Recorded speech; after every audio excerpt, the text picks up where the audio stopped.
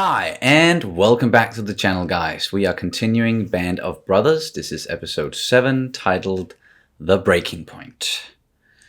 And the last one, that was a tough one. It was a little bit different than we may have been expecting, with, following pretty much the one guy and that one medic, Eugene, through the entire thing. But that also made it so much more impactful, I think, in many ways. And we talked about that a lot in the last reaction with my father as well, who joined us, and I think that was a nice little extra thing, and he could explain a lot of things, and he's a kind of a student of history and World War II in particular, and a lot of military experience and all that. But yeah, do you have anything you want to mention before we jump into the next one? I have a crick in the neck in this side, so I can't really look too much up or too much to my right. Just if I look like I'm a little bit more uncomfortable than usual, or if it seems like out of place and somehow, it's probably just because I'm kind of incapacitated. kind of. So if you seem even more stoic than usual, then that's probably why. But let's get into it. And you can of course always check out our full-length reactions for Band of Brothers and all the other shows that we are doing on our Patreon page. The link is down in the description below. And let's go. I've seen death. I've seen my friends, my men being killed. I withstood it well, but I had a lot of trouble in later life because those events would come back, and you never forget them. I was glad to be out of my foxhole and moving again, even if only to get warm. That's some better clothing, at least. Some bigger jackets, it seems like. Yeah, actual coats.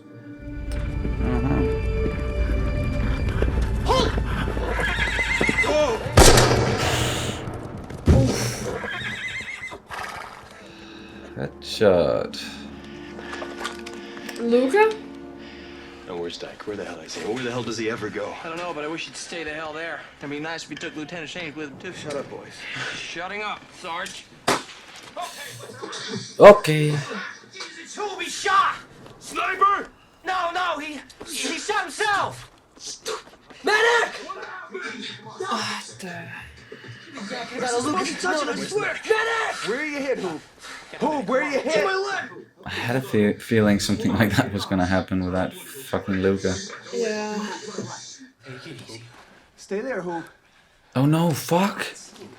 Doc. Oh shit. Where's Dyke? You wanted to see him, sir? No, I just would have expected to get this kind of news from him. Well, I was there, sir. Afraid it might as well be me. Used to delivering bad news. Aw. Shit, Oh, he's cold, freezing his ass off. Where's Dyke? Well, like the rest. What's the formation you want us to go for? At present, as per usual, but I'll clarify that with you at a later time, Lieutenant Compton. Yes, sir. Okay. All right, I gotta make a call. It's not the sort of job where you can afford to be lazy or indecisive. Yeah. We all know who you'd like to have running easy. Trouble is, it's not your job anymore, Dick. You gotta find somebody. Yeah. We all agreed Buck Compton would have been the best choice to run easy if Winters had been able to get rid of Dyke. You do something crazy, get yourself knocked out of this thing. I know, you'll kill me. Even if you're dead, I'll still kill you. I'll see you guys later, all right? I'm gonna check on the other guys. He would be a good leader, I think. Yeah. What about Bull? Joe McCloskey. Couldn't he? What? You miss it? Miss what? Huntington. Honestly, sir, I try not to think about it that much. Where are you from, sir? And just like that, he's gone again. Wandering out into nowhere. Interesting guy. How do I feel about being rescued by Patton? Well, I feel pretty peachy about it if it wasn't for one thing. We didn't need to be fucking rescued by Patton. Got that? Joe, excuse us for a moment. Sorry, sir. I don't have to do that. Get yourself back to the aid station. Heal up. I'd really like to head back with the fellas, sir. All right, then go. Thank you, sir. He is tough as fucking nails. A lot of you guys been injured? It's called wounded, Peanut. Injured's when you fall out of a tree or something. Don't worry. There's enough crap. Buck got shot in his rather large butt in Holland. Yeah, kind of an easy company tradition getting shot in the ass. There it is. Hey, even First Sergeant Lipton over there. Another chunk almost took out his nuts. Ah, what was nuts, Sarge? Doing fine, Bill. Nice to ask. One of those 1st Battalion fuckers took a dump in my foxhole! Okay. In everyone's foxhole, Joe. Wait. Incoming! Yeah, fuck. Take cover!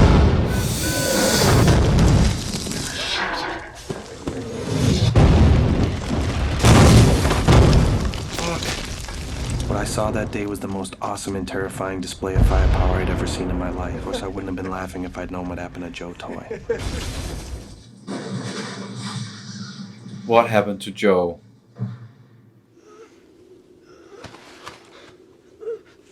He just got back there. Who's gonna see it? Come on, someone. Oof. Oh shit. Stay. Yeah. Come on, pal. You said you get back in state before me? You ain't going anywhere. You're all right. Hold on! I'll be there! I'm gonna help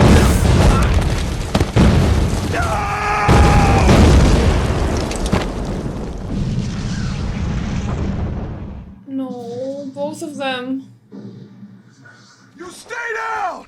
First Sergeant Lipton, you get things organized here. I'm gonna go for help. Okay.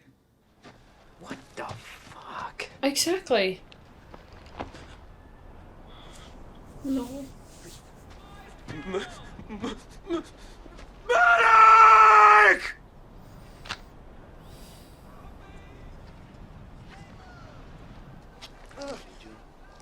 Joe's still alive. Are they both? Gone here too? Oh.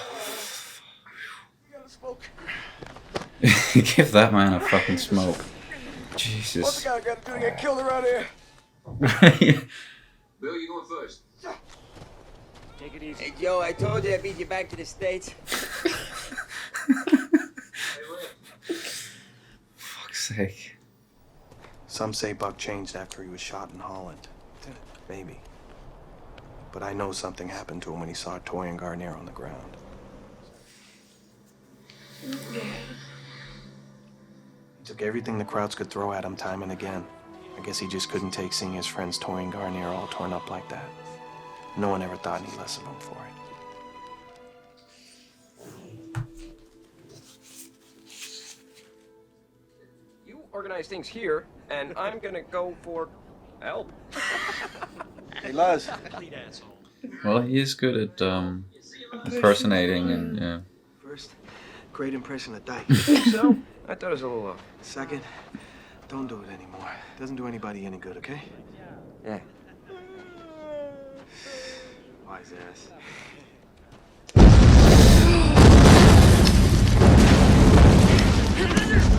Oh shit. Oh no. Not Luz. Oh fuck.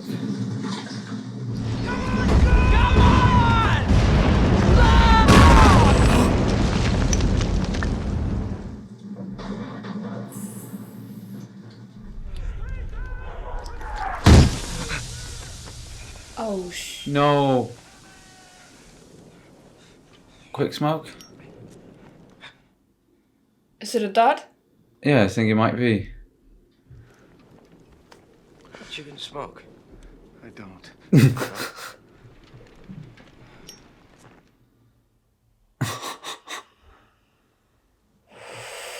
The shell that hit the foxhole Luz and I were in was a dud. The one that hit Muck and Pinkala's foxhole wasn't. That's just the way it was. Their death hit Malarkey the hardest. Malarkey's best friends in the company had been Compton, Muck, and Pinkala. In less than a week, he'd seen two of them die. And Compton's not there anymore either. Didn't I hear you say you wanted to, bring a Luger home for your kid brother? Why don't you give him that? Why don't you at least come back for an hour or so? Say goodbye to Buck. I'm sure it'll mean a lot to him. All right. You be careful with that. Yeah, please. Getting even 50 yards back from the line just for an hour or two could make a big difference in a soldier's state of mind. I'm relying on you. Get it done. Is he gonna step up or no? He just seems disinterested in being there. Oh no, fuck. Why is... Yeah, take cover. Jesus Christ. Just sitting ducks? Almost. They shot me in my ass, boys! Another shot. Keep moving! God damn it, you do not go out there! Tell the battalion commander now, get back here! But if he can make a difference, fuck. Your attachment to Easy Company, but Spears, get yourself over here! Get out there and relieve Dyke and take that attack on in! Yes.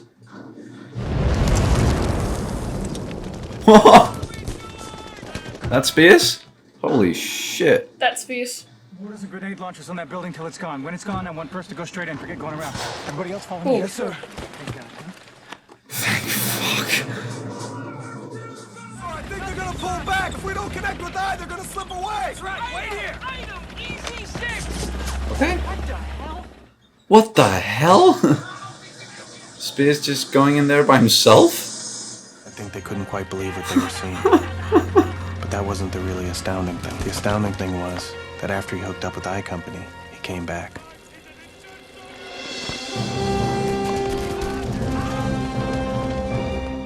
I think you found the replacement for Lieutenant Dyke.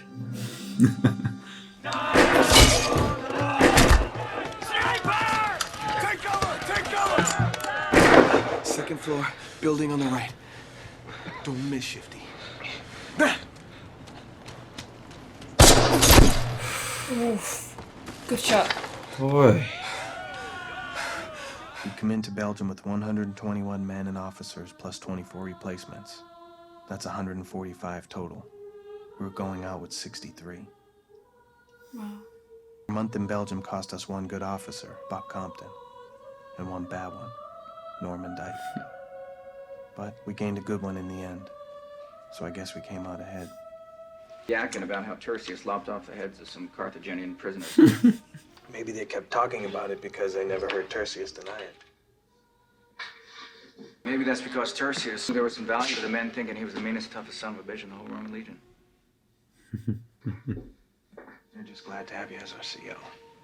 I've been told there's always been one man they could count on. Every day kept the spirits up, kept the men focused, gave them direction. All the things a good combat leader does. You don't have any idea who I'm talking about, do you? No, sir. Hell, it was you for a sergeant. Yeah. Ever since Winters made battalion, you've been the leader of Easy Company.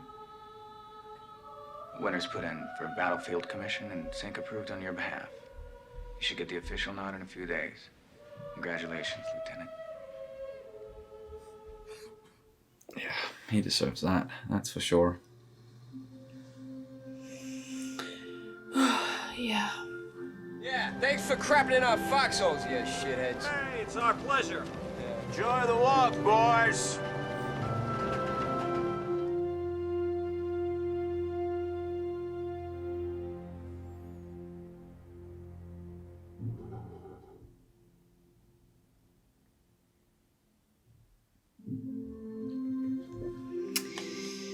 Yeah. Another great episode with a little bit of everything. A good amount of levity and just spending time with all these people in like the first half of the episode, and then it definitely went to shit. And yeah, got to be what we were also very much expecting, and just waiting for stuff like that to happen, and losing some of the people that we've gotten to know, and just, knowing that, yeah, this is what happened. This is what really happened. And it's probably as close as it can get to the real events. So yeah, that's just tough to watch. It really, really is. And especially, I think in this one, what really hit hard, and that is also, I think, because of how they structured the episode, is the fact that we lose people, or we see a lot of stuff happen to people that we already know and that we've been spending time with so far. Like, not a lot of new characters in this one, so to say. Feels weird calling them characters sometimes, but not a lot of new faces and people in this one. Except for a few replacements, and then Lieutenant Dyke. We haven't really seen him before, I'm pretty damn sure, and we're not gonna see him again either. Yeah. So that was with good reason. Yes, with good reason, and but otherwise, they kept it focused on people we know. Yeah. And fuck yeah, that was tough, especially what happened to Joe Toy and then Garnier, and the way Buck reacted to all of that. And that sends the breaking point, the title of this episode. We see it's a breaking point, especially for Buck, experiencing two of his very good friends being blown up and heavily injured. Wounded. Or wounded, yeah. Yeah, exactly. Because we got that distinction between an injury and a wound. And they definitely got very wounded, and of course they didn't return to the war. No. Because it's a bit hard to fight with one leg.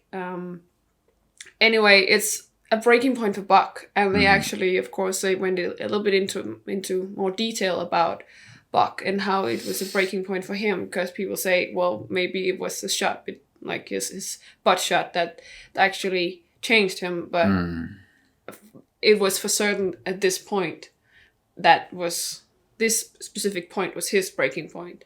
And as we see, both in the start and in the ending there, with the people telling us, and also like the statements from both Winters and Stephen Ambrose, who wrote the book. We saw that, well, the Bastogne in general was just a breaking point for approximately everyone.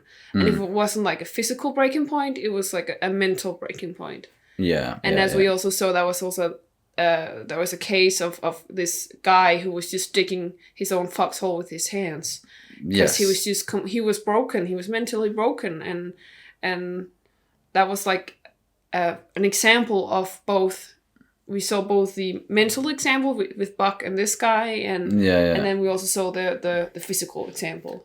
Exactly. So, getting wounded, it's not necessarily something that you can see with your eye physically. Like, it can be mentally as well. And I think that, you're totally right that they really showed that well in this episode. It's a part of it. And it's also everything that they've been through that's kind of pulling them together and making them, like they're very close, all of them in this in Easy Company. And man, it's a shame we're not gonna, see Toy and Garnier and Buck and some of these people again. But I'm glad they at least survived and got out of there with their lives. And even with a little bit of humor.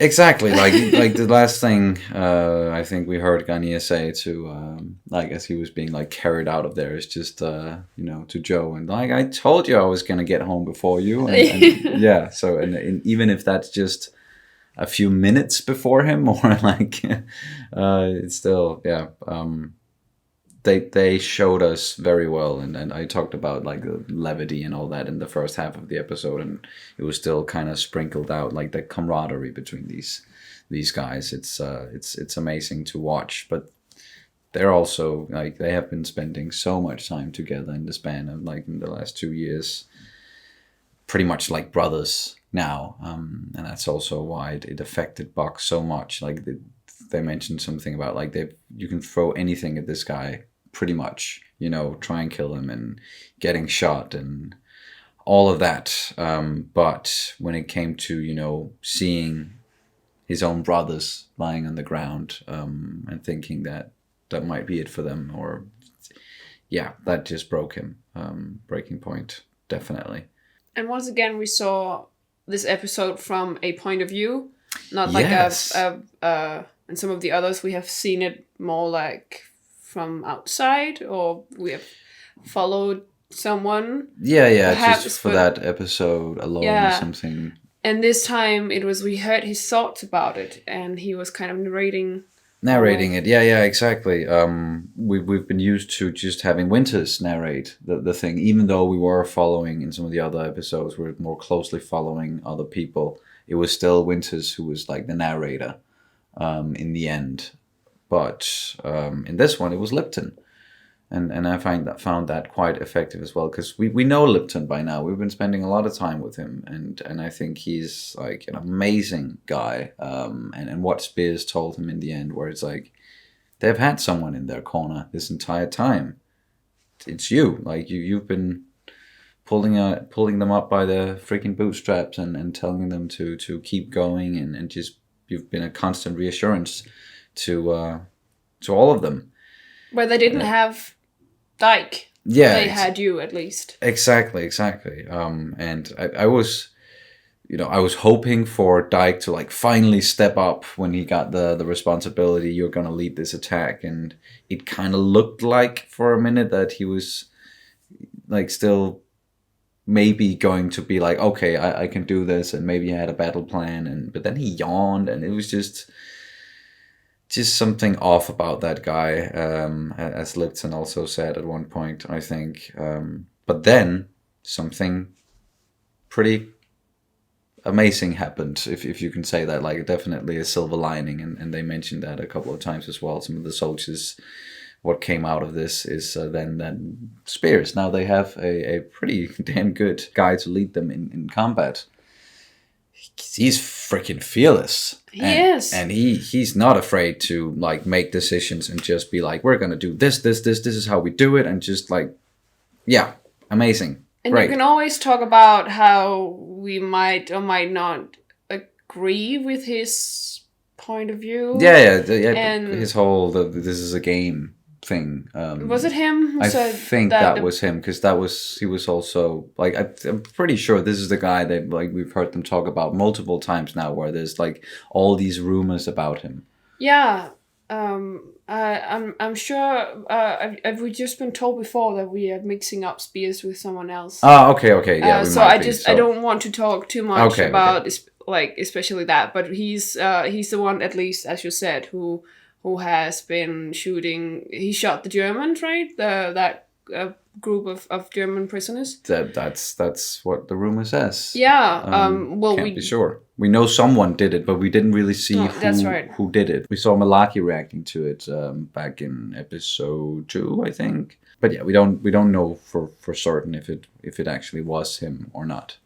But the thing is, he also explained why that he didn't want to either confirm or deny these rumors, because he really wanted himself to look badass in their eyes. Yeah. And of course you can understand that, especially when you hear it from him. And it definitely helped me understand his character a bit more, and definitely understand his motives, or like his way of thinking. And that's approximately also what made him fearless, and him just storming into that situation there. Yeah, and Foy, and just like running in between the Germans and them not even noticing, because it's like who would expect someone to do something like this? And that he just ran there and ran back and just threw explosions, and freaking action hero almost. Yeah.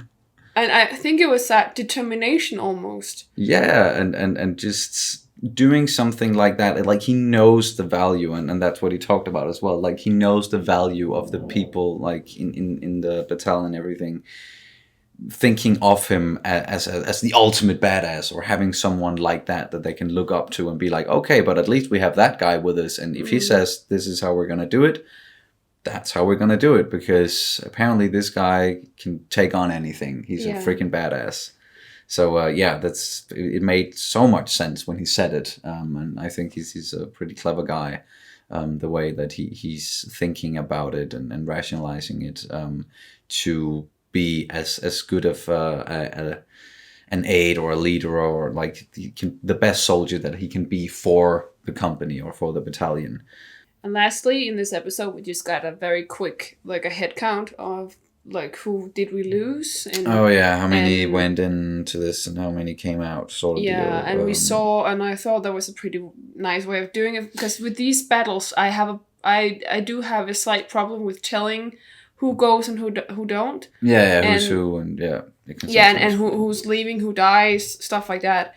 And the way that they just put both a name and a face on them there at the end, and then made them fade out in every time. So it was at least a good way for me, at least, to have these people visualized, and and so I could recognize them and see who, okay, they're not going to move with us forward. It's a pretty clever filmmaking there to kind of summarize what we just went through, and just telling us and making sure that, okay, everybody's on, like, we understand who's left and who have we lost so far. Yeah, and I was a little bit at first. I was like, I've seen these. Wasn't that the guy that was shot that died? Wasn't that the replacement, the new guy? And but then he disappeared at the end, and I was like, of course, well, that's why I saw him. So that was just me being confused, but for good reason. Yeah, I think so as Very well. shortly, yeah. And now I think we can just, next one, looking forward to more hardship and them having to just keep going and keep going and keep going, and being sent into new areas and take this place and defend this position. And yeah, they have so much to do, and they are very battle hardened by now, and definitely, like, there's a reason why they keep sending these guys in to do all the dirty work, so to say, but because they do a pretty damn good job. But unless you have anything else, really, nope, then we're just gonna end it here. Thank you guys so much for watching, as always, and we will see you very soon. Bye. Bye.